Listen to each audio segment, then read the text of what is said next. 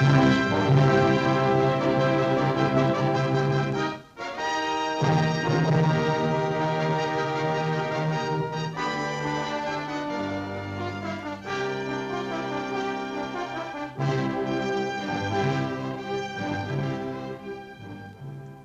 the first film of this series, we examined the basic properties of magnetic cores. In this film, we'll be dealing with three types of core transfer loops: the single diode transfer loop, the split winding transfer loop, and the inhibit transfer loop. The simplest of the three transfer loops has already been described: the single diode transfer loop. In the single diode transfer loop, we assumed that both cores were initially in the binary 0 state. A non-dot input pulse switched core A to the binary 1 state without affecting core B.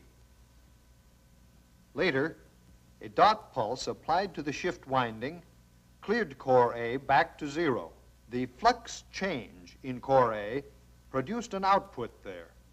The pulse traveled along to the input winding of core B, entering it on the non-dot side and switching core B to binary 1. Thus, at time t0, we stored a binary 1 in core A, and at time t1, we transferred that binary 1 to core B. The selective isolation of core A from core B was achieved by placing a unidirectional device, the diode that gives this loop its name, in the circuit. The diode allowed current to flow in the circuit in one direction only, into the non-dot side of core B's input. But we can work many variations. For example, we can turn the diode around. Now the situation is reversed. Now the diode will allow current to flow around the circuit in the opposite direction only, into the dot side of the input winding at core B. To demonstrate the loop as we have it here, we'll assume that both cores are initially at binary 1. A pulse is applied to the dot side of the input winding of core A, switching it to the binary 0 state. The change in flux in core A induces an output on the dot side of the output winding. But the diode stops the flow of current in this direction. Core A now holds a 0. Core B remains as it was, at 1. However, if a non-dot pulse is applied to the shift winding of core A, it switches the binary state there back to 1.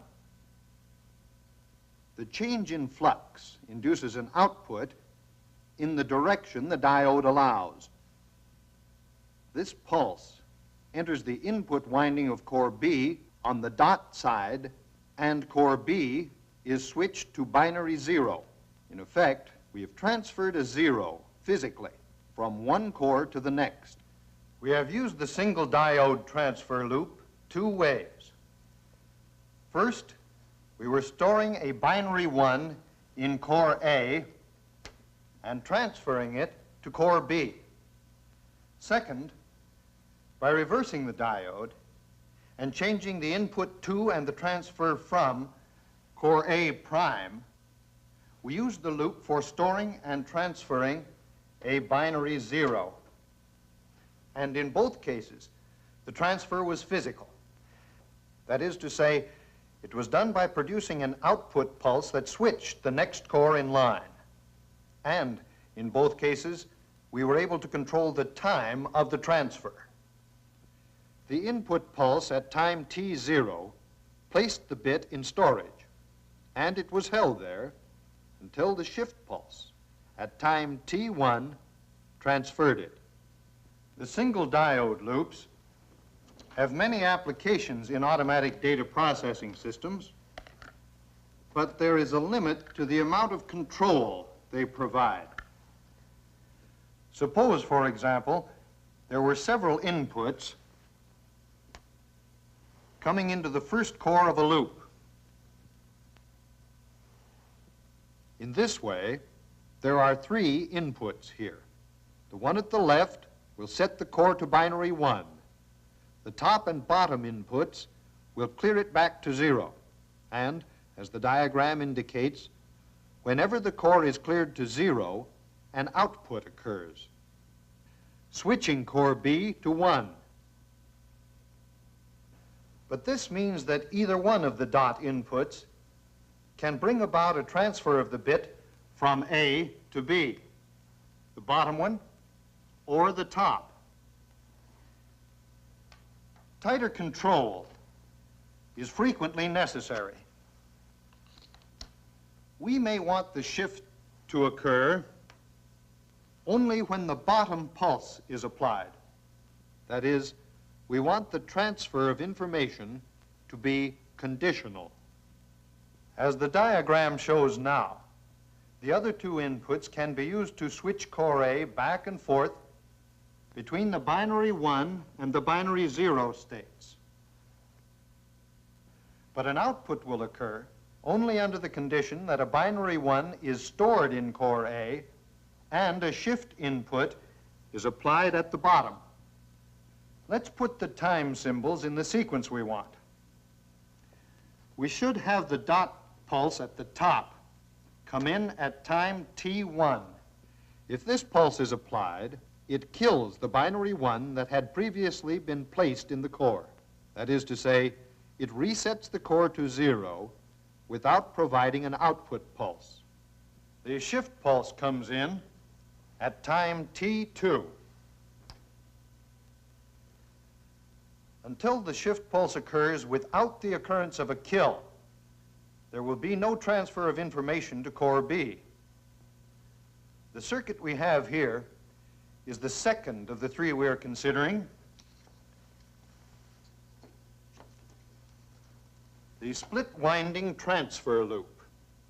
This logical diagram explains what it does.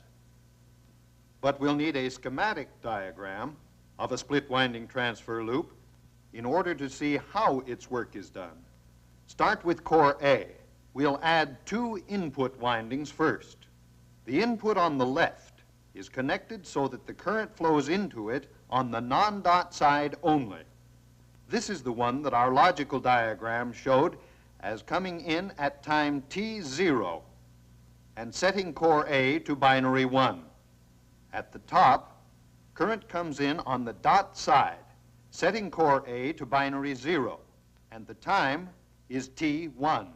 There is also an output winding at core A, and like those in the single diode loops, this output has more turns in it than the input windings have. 2 diodes are used in the split winding loop. As you see, they're placed so they oppose the flow of current coming from either side of the output winding. Finally, we'll put an outlet into the circuit between core A and the lower diode. We'll call it point Y, and it will serve to conduct current out of the circuit. The reasons for all this will be clear after we set up core B.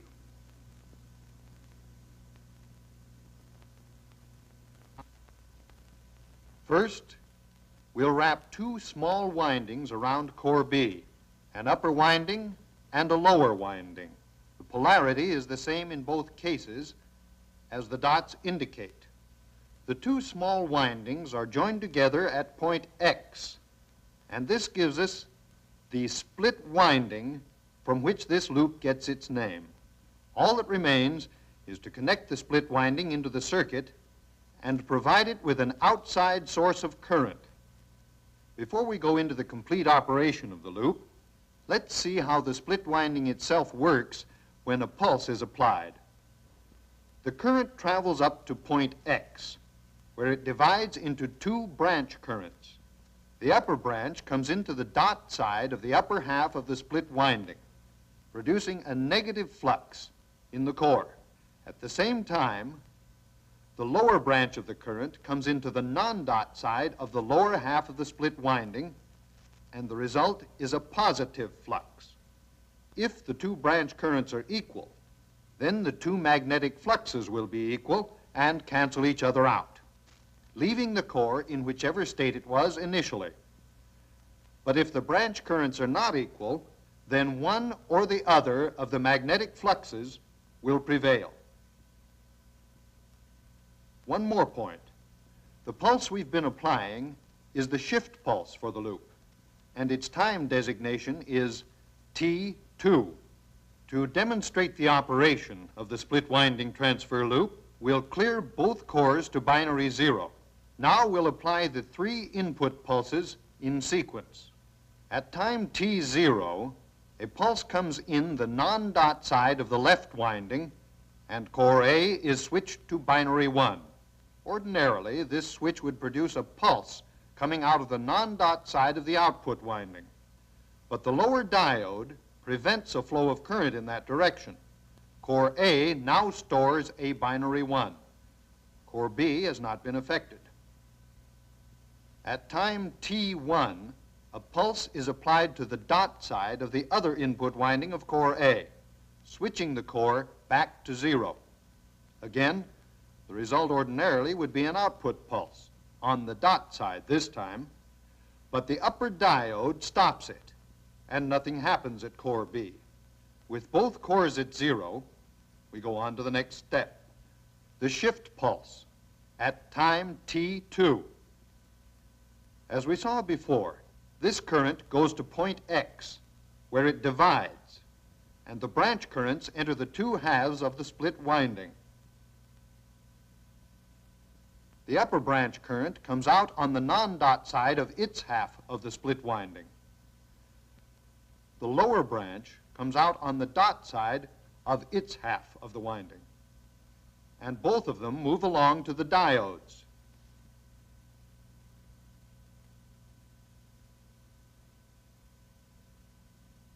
The diodes conduct in this direction, and the two branch currents flow toward core A.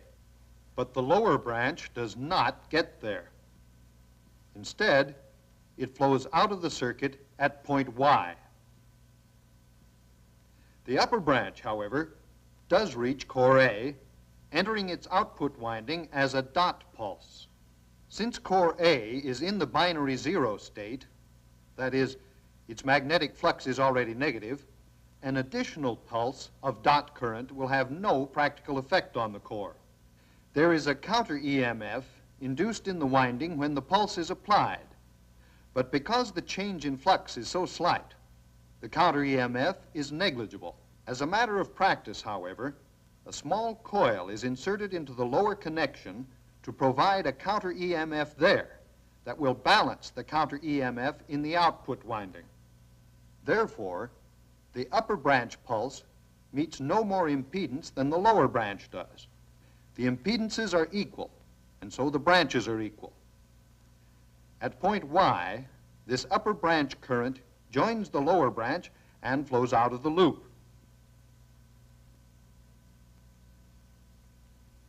The result is no change in either core. Core A remains at 0 because the upper branch current is applied to its winding as a dot pulse. The upper and lower branch currents are equal, and therefore core B also remains at 0 because equal currents there produce opposing but equal magnetic fluxes, which cancel out. So far, we have not transferred information from A to B. We need to make a change in the sequence of inputs. Again, at core A, we'll apply a non-dot pulse, T0, switching the core to binary 1. But this time around, we'll skip the dot pulse at T1 and leave core A at 1. Then the shift pulse is applied. To understand what follows, we must look at the output winding of core A. With the core holding a binary 1, the residual magnetism is in the positive direction. The upper branch current comes in as a dot impulse, a negative magnetizing force, and switches the core. But as one result of the complete change of flux, a large counter EMF is induced in the winding. The impedance now presented by the output winding is high. In fact, Since this winding has more turns in it than any of the others, the impedance here is the highest in the loop. Its effect on the upper branch current is to make it smaller throughout its course. Let's go back to the moment when the shift pulse was applied. The current divides at point X, but in this situation, it divides unequally. The upper branch current is relatively small. The lower branch is large. The upper branch current, working alone, is able to switch core A from binary 1 to binary 0. At core B, however, the upper branch is working against the larger lower branch, and magnetic fluxes that result are also unequal. The weaker negative flux is overcome by the greater positive flux, which switches core B to binary 1. To summarize the operation of a split winding loop, we can switch core A back and forth without affecting core B.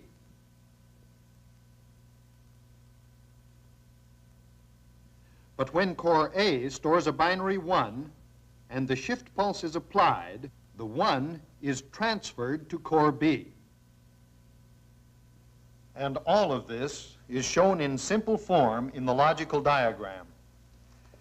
Incidentally, to illustrate the split winding, the shift arrow is placed here at core A in the logical diagram and not at core B, because this shows its function: to clear core A back to 0, and at the same time put a 1 in B.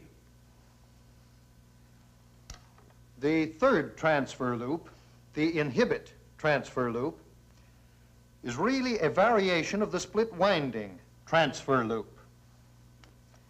It offers the same kind of isolation between the sending and receiving cores, plus an additional means of control over the transfer. We'll need only two inputs to core A: the input pulse that switches core A to binary 1 and the shift pulse. But we'll be using 3 cores. The third core, C, has its own non-dot input, and it shares the shift pulse with core A. If core C is at 1, the shift pulse will clear it back to 0. And the change in flux will, of course, produce an output. But this output from C serves a special purpose. Whenever it occurs, it will prevent or inhibit the flow of current from core A to core B. And this action gives the loop its name, the inhibit transfer loop. In order to transfer a binary 1 from core A to core B, 3 conditions must be met. Core A must be at 1, core C must be at 0, and the shift pulse must be applied.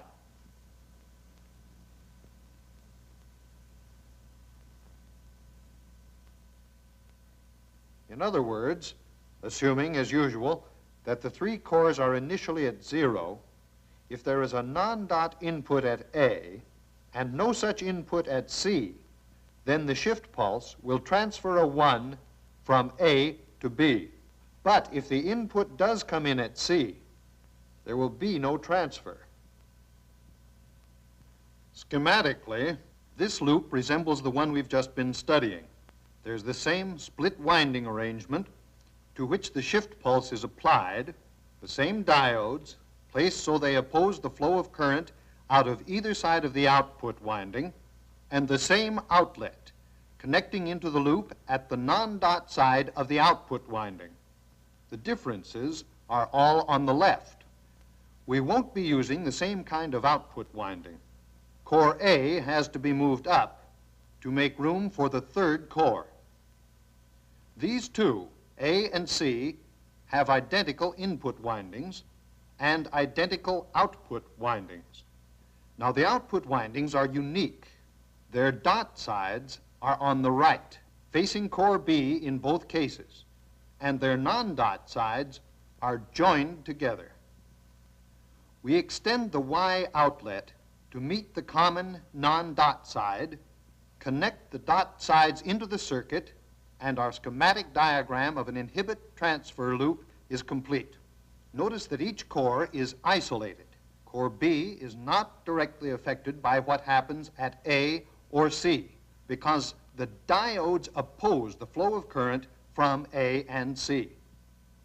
The diodes also isolate A and C from each other.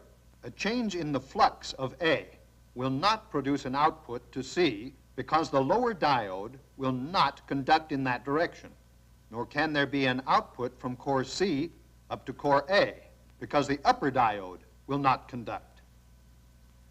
Only one kind of transfer can be made in this loop.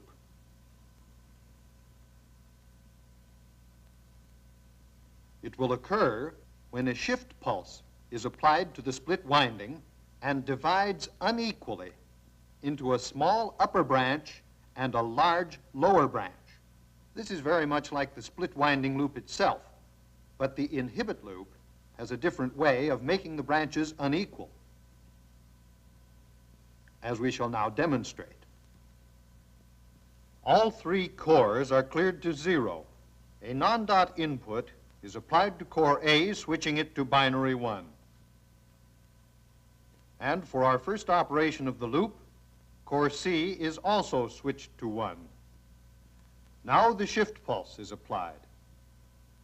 And the question is whether the branch currents into which it divides at point X will be equal or unequal. The answer depends on the impedances they encounter. Look at cores A and C. Both are at 1. In both, the magnetic flux is positive. Both output windings receive branch current on the same side, the dot side, and the windings themselves are identical. Consequently, the impedances are equal. If the impedances at core A and C are equal, the shift pulse will divide into equal branch currents. At core B, the equal branch currents set up equal but opposing fluxes, which cancel each other out, and leave the core at binary 0. At core A and at core C, they come in as dot pulses and switch the cores to 0.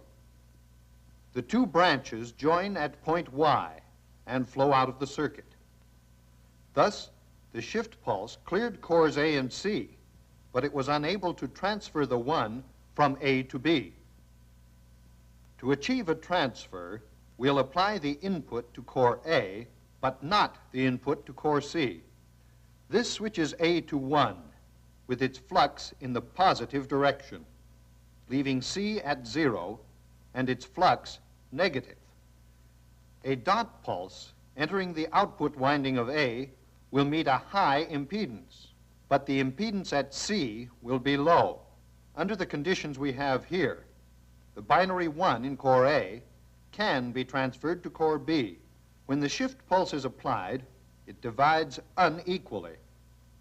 The upper branch, which comes up against the high impedance at core A, is small. The lower branch, which has only the low impedance at core C to overcome, is large.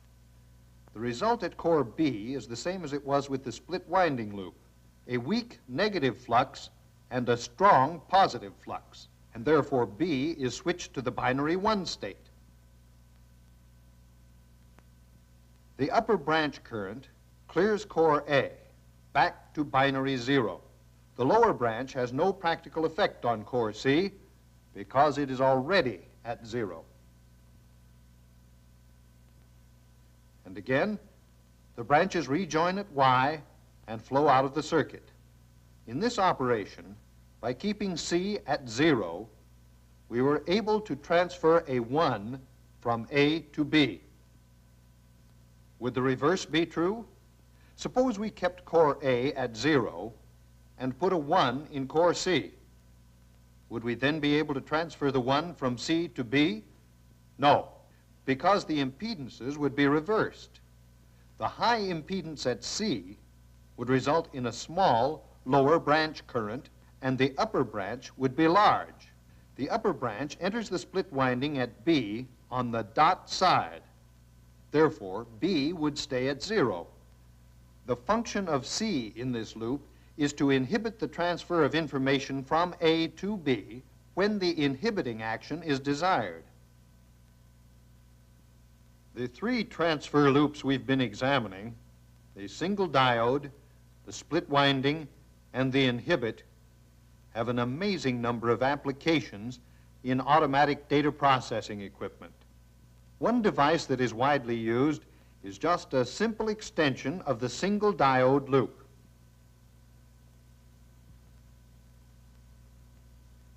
Four or more cores are strung together in a series of single diode loops.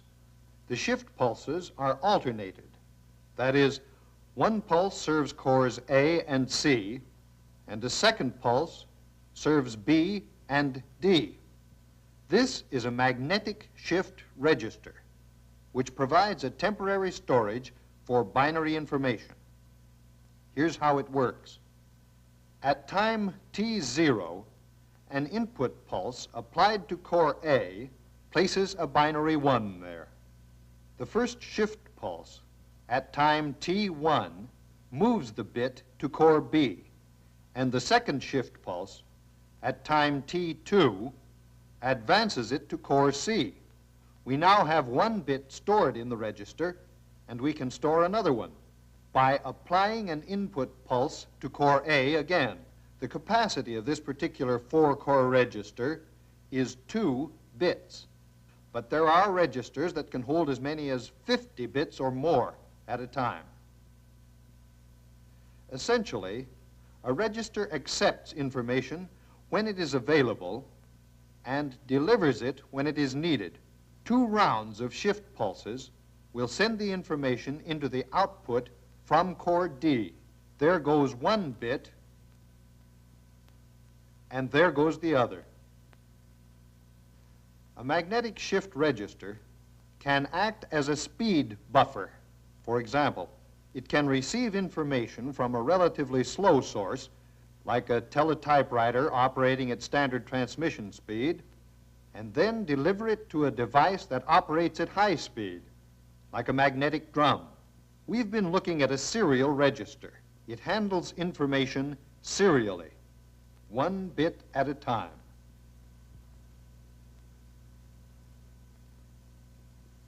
But registers that work in parallel are put together by combining split winding loops with single diode loops. In fact, almost all the functions of control, logic, and arithmetic are achieved by using these 3 loops, singly or in combination. They have many advantages. They are small and lightweight, so that a lot of them can be put onto a circuit panel. And they are rugged. The single diode, split winding, and inhibit transfer loops are, in a very real sense, the building blocks of an automatic data processing system.